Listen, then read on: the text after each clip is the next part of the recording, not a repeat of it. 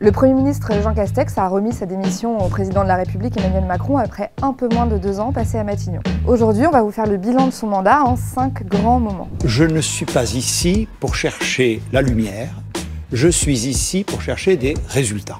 Le 3 juillet 2020, Emmanuel Macron nomme Jean Castex à Matignon. D'un côté, c'est une surprise parce que Jean Castex est un inconnu du grand public. On attendait d'ailleurs plutôt une femme à ce poste puisque c'était une promesse d'Emmanuel Macron, mais non, c'est un homme et qui plus est, un homme de droite. C'est un choix sécurisant pour Emmanuel Macron parce que Jean Castex connaît très bien le sujet de la santé et on est en pleine crise du Covid.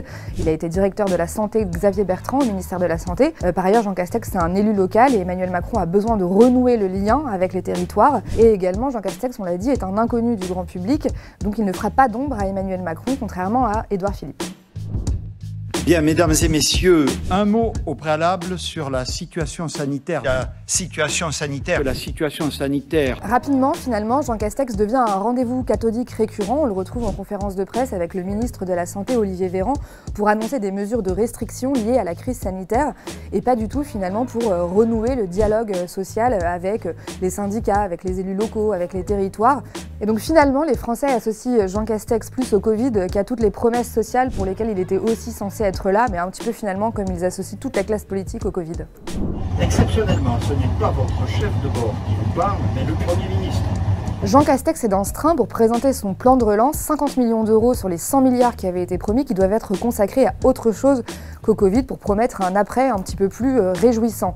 Sauf que le président de la République, Emmanuel Macron, a aussi envie de s'approprier ces bonnes nouvelles et fait la promotion de ce plan de relance auprès des journalistes accrédités à l'Élysée, ce qui crée de la confusion. Et pire encore, François Bayrou, le président du MoDem et très proche d'Emmanuel Macron, est nommé haut commissaire au plan, ce qui crée une confusion puisqu'on a un petit peu le sentiment que c'est lui et non Jean Castex, le Premier ministre, qui est en charge de ce plan de relance. C'est faux, mais le mal est fait, et les proches de Jean Castex sont assez en colère de cette confusion qui a été créée directement par l'Élysée.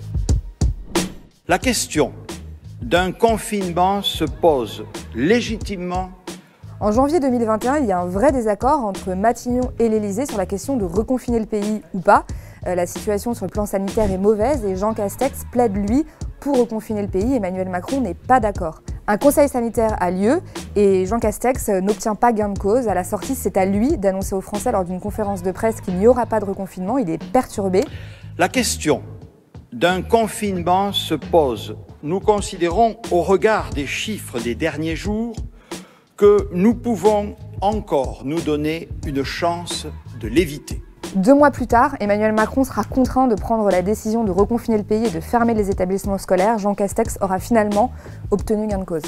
Et moi, je veux lui dire le bonheur qui est le mien depuis 2 ans de l'avoir à mes côtés. Le 22 avril 2022, c'est le dernier meeting d'Emmanuel Macron. Il se tient à Figeac, dans le Lot, et Jean Castex est présent.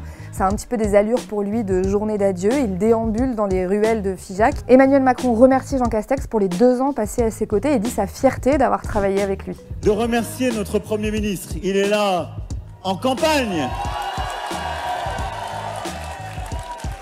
dans sa région.